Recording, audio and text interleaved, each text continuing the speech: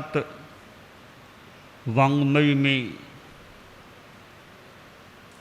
अंग वर्ग में 5वां आगम है भगवती सूत्र, भगवई विआह पन्नति। भगवती सूत्र में कहा गया है प्रश्नोत्तर के रूप में, कति विहाणम भन्ते एगिंदिया पन्नत्ता, गोयमा पंचविहा एगिंदिया पन्नत्ता, तंजहा पुढविक्काइया जाव वनस्य इकाइया। प्रश्न किया गया एकेंद्रिय कितने प्रकार के होते हैं। उत्तर में गौतम के नाम कहा गया है। एकेंद्रिय 5 प्रकार के होते हैं, पृथ्वी कायिक आदि अपितु वनस्पति कायिक तक, यानी पृथ्वी काय, अपकाय, तेजस काय, वायु काय, वनस्पति काय। ये 5 एकेंद्रिय वर्ग के प्राणी हैं। हमारी दुनिया में 2 ही चीजें हैं, जीवा चेव अजीवा चेव। जो कुछ दुनिया में है वह या तो जीव है और या अजीव है। जीव और अजीव के सिवाय यह दुनिया कुछ भी नहीं है। 25 बोल में 21वां बोल राशि 2, जीव राशि अजीव राशि। बस ये 2 ही चीजें इस जगत में हैं। यह जगत मानो इन 2 तत्वों का एक सम्मिलित रूप है। तो अजीव कुछ हमारे लिए दृश्य होते हैं, और जो दृश्य है आंखों से देखा जा सकता है वह तो अजीव ही है। वह अपने आप में जीव नहीं, अजीव ही है। ऐसे भी अजीव होते हैं जो दिखाई नहीं देती। धर्मास्तिकाय, अधर्मास्तिकाय, आकाशास्तिकाय, ये अजीव हैं परंतु अमूर्त हैं, अरूपी हैं, वर्ण गंध रस स्पर्श से विहीन है। ये वर्ण गंध रस स्पर्श उनमें नहीं होते। तो वे धर्मास्तिकाय, अधर्मास्तिकाय, आकाशास्तिकाय और काल भी, ये अजीव द्रव्य अमूर्त हैं। आँखों से देखने की स्थिति, दिखाई दे वह स्थिति उनकी नहीं है। अदृश्य हैं और अमूर्त हैं।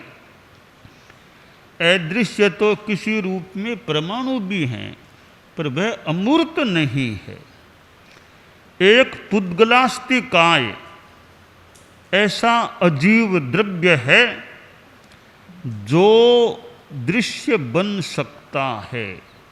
आँखों से जो उसकी आँखों की क्षमता के योग्य है वह आँखों से देखा भी जा सकता है। परंतु जीव हैं, आत्मा है। आत्मा तो अपने आप में अमूर्त है। आत्मा को आँखों से नहीं देखा जा सकता। और जीव भी 2 प्रकार के हैं, सिद्ध और संसारी। सिद्ध जीव तो पूर्णतया कर्म मुक्त हैं। संसारी जीव यों तो अमूर्त हैं पर कर्म लगे हुए हैं। इस संदर्भ में हालांकि कर्म तो अपने आप में जीव है नहीं, कर्म आत्मा नहीं है, पर आत्मा के साथ इस तरह सम्मिश्रित हैं कि वो एकामेक से बने हुए हैं। तो संसारी आत्मा शुद्ध स्वरूप में नहीं होती है। सिद्ध भगवान वे सिद्ध भी हैं और शुद्ध भी हैं, वे शुद्ध आत्माएं, कोई कर्म मल उन आत्माओं पर नहीं होता। वे पूर्णतया अमूर्त रूप में होते हैं। कर्म रूपी पुद्गल भी उनके साथ नहीं हैं।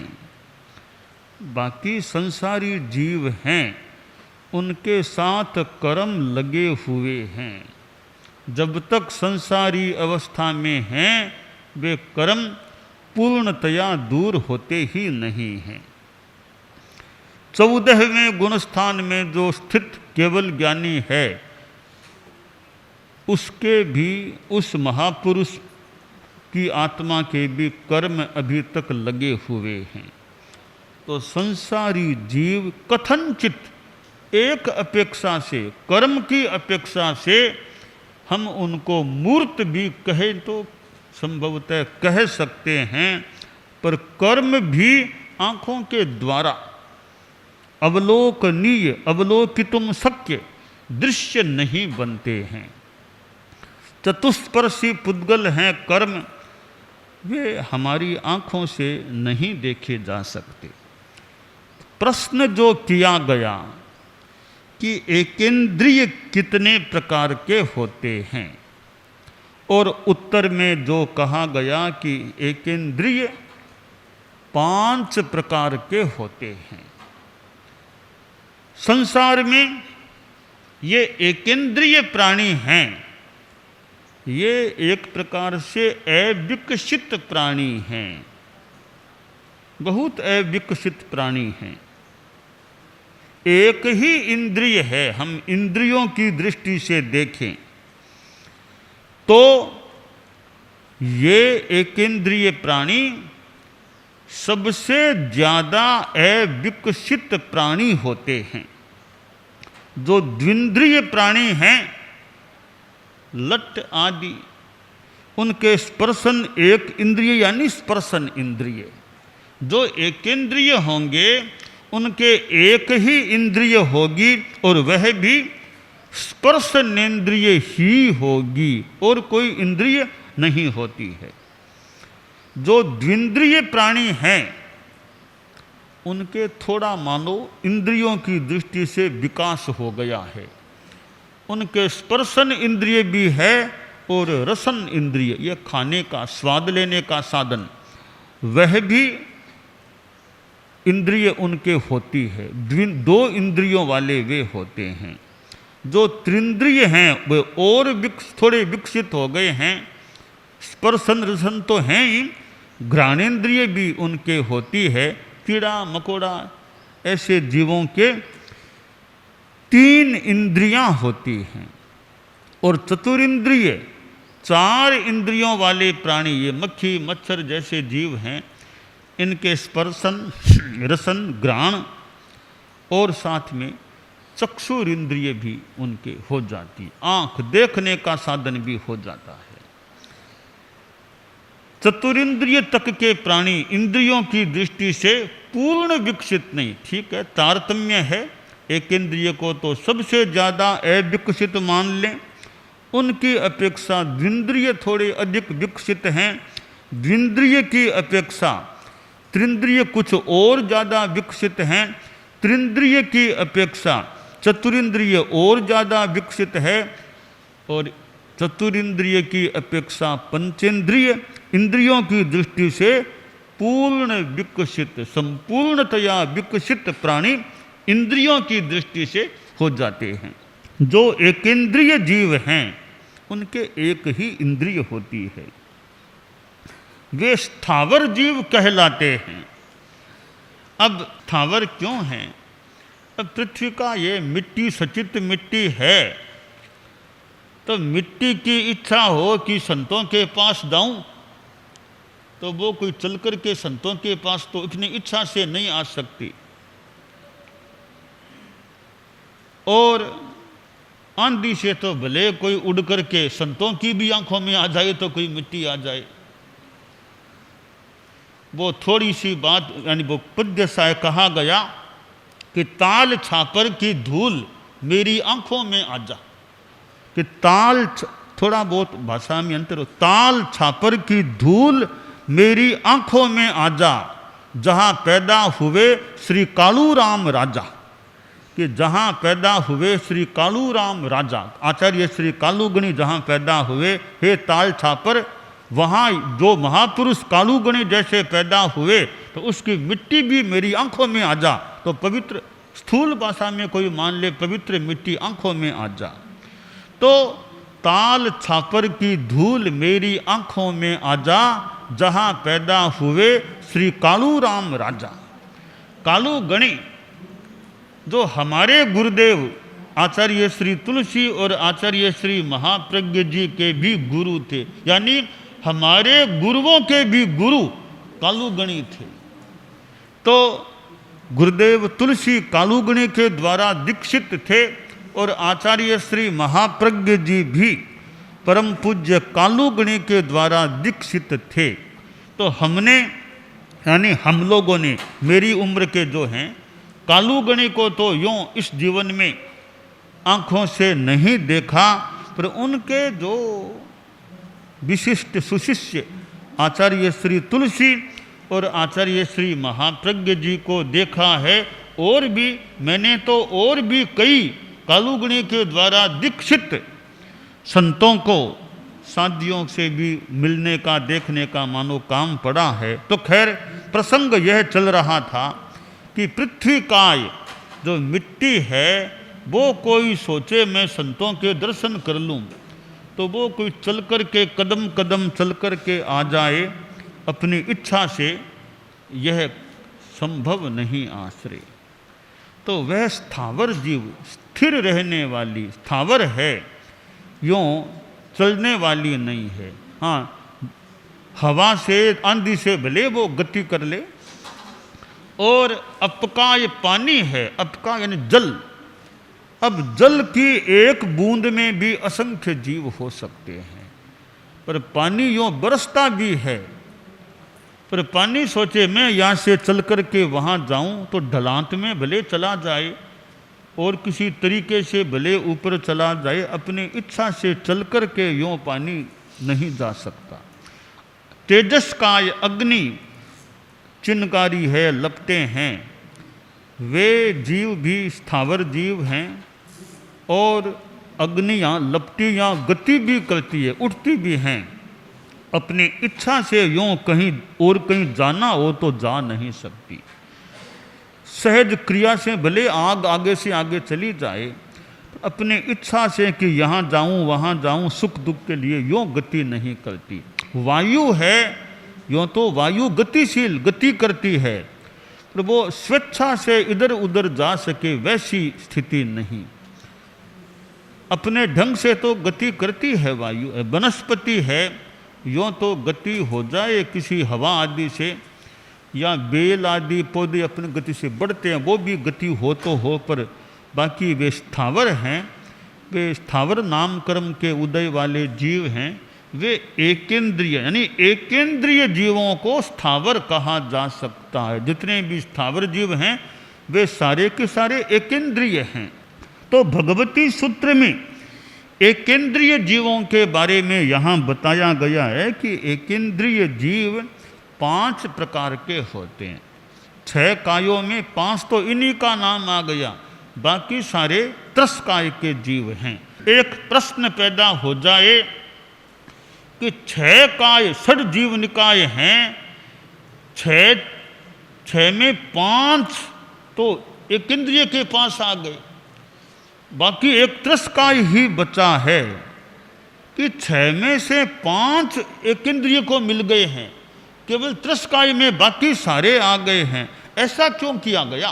कम से कम त्रस को भी 3 तो मिलते ना, 3 स्थावर को 3 त्रस को मिल जाते तो बराबर का हिस्सा तो हो जाता। 5 एकेंद्रिय को स्थावर को मिल गए, बाकी एक ही त्रस को मिला। यूँ तो है वही बात है, थोड़ी सी एक बात एक अपेक्षा से है कि 3 त्रस हैं और 3 स्थावर हैं, कि 3 त्रस 3 बराबर की विभक्ति हुई है, 3 स्थावर 3 त्रस। कैसे?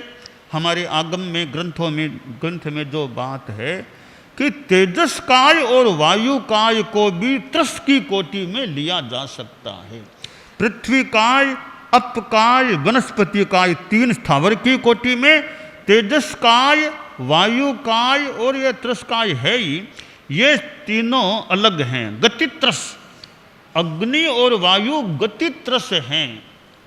तो तीन त्रस, तीन स्थावर, ये फिर ये बात नहीं रहती कि पांच एक भी है, दूसरी अपेक्षा से तीन और तीन भी हैं। तो हमारे छोटे संत और कई पता हो न हो कि तेजस काय और वायु काय को त्रस भी कहा गया है। वो गति त्रस यानी है तो स्थावर नाम कर्म के उदय वाले, पर वो चूंकि हम देखते हैं कि अग्नि की लपटें, आग ऊपर उठती है, लपटें उठती है, यानी गति तो हो रही है, अपने आप जो गति हो रही है। हवा को तो देख लें कितनी गति होती है, हवा कैसे चलती रहती है, हमें हवा लगती भी है, आंधी भी आती है, तूफान आता है तो हवा भी चलती है। तो अग्नि चलती है, वायु चलती है, इसलिए इन दोनों को भी त्रस की कोटि में भी लिया जा सकता है और यूँ इनको त्रस कहा भी गया है। तो ये गति त्रस की बात है। तो मैंने जो कहा कि षड्जीव निकाय में स्थावर को तो 5 मिल गए, त्रस को 1 ही मिला, एक बात तो वह है ही। दूसरी बात यह है कि 3 स्थावर 3 त्रस, तो तेजस काय, वायु काय, त्रस काय, ये तीनों त्रस में, पृथ्वी काय, अप काय, वनस्पति काय, ये 3 स्थावर में। ऐसे भी ये जो 5 एकेंद्रिय हैं उनके 2 भाग हम कर सकते हैं। पृथ्वी काय, अप काय, वनस्पति काय, ये 3 थोड़े एक कोटि के हैं और तेजस काय, वायु काय, ये दोनों एक कोटि के हैं। 2 विभाग हम कर सकते हैं, पृथ्वी, अप, वनस्पति, तेजस और वायु।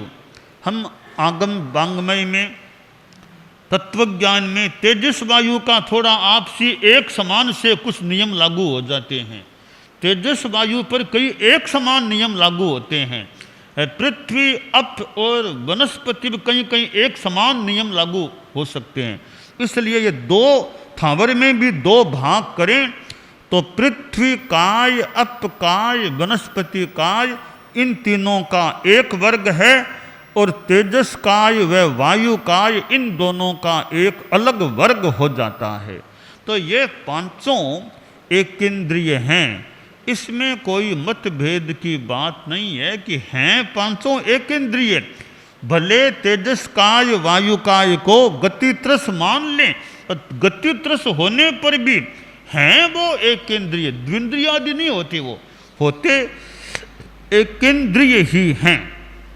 तो ये 5 एकेंद्रिय जो भगवती सूत्र में बताया गया है, इन 5 के लिए एकेंद्रिय के संदर्भ में बताया गया है कि ये जो हैं जीव, इनके कर्म प्रकृतियां कितनी होती है, तो कहा गया है 8 कर्म प्रकृतियां इनके होती है। इतने छोटे एक इंद्रिय वाले जीव हैं, जितने कर्म हमारे होते हैं सामान्य आदमी के, उतने ही कर्म एकेंद्रिय जीवों के भी होते हैं, कि कर्मों में कोई फर्क नहीं है। सामान्य आदमी के 8 कर्म हैं तो एकेंद्रिय पृथ्वी काय, अपकाय आदि इनके भी 8 कर्म होते हैं, यानी इनके भी कर्मों का बंधन होता है, इनके भी कर्म अपने ढंग से झड़ते भी हैं।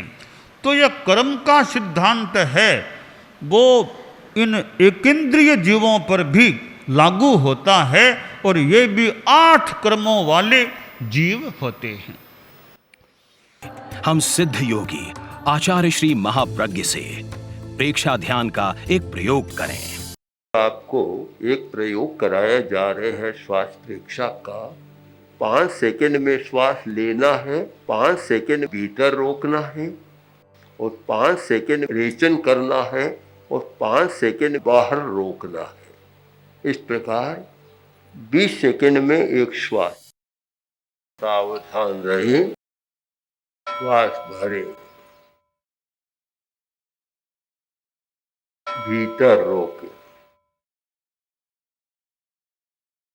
वेचन करे, बाहर रोके,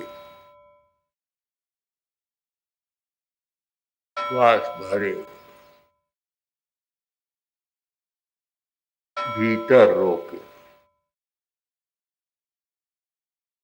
वेचन करे, बाहर रोके, श्वास भरे, भीतर रोके, वेचन करे, बाहर रोके, श्वास भरे, भीतर रोके, वेचन करे, बाहर रोके, श्वास भरे, भीतर रोके, वेचन करे, बाहर रोके, श्वास भरे, भीतर रोके, वेचन करे, बाहर रोके, श्वास भरे। प्रयोग संपन्न। तो ये ध्यान के बहुत छोटे प्रयोग कराए हैं और इनका स्वयं बार बार अभ्यास करें तो एक अच्छा अभ्यास हो सकता है। ओम आर्षम।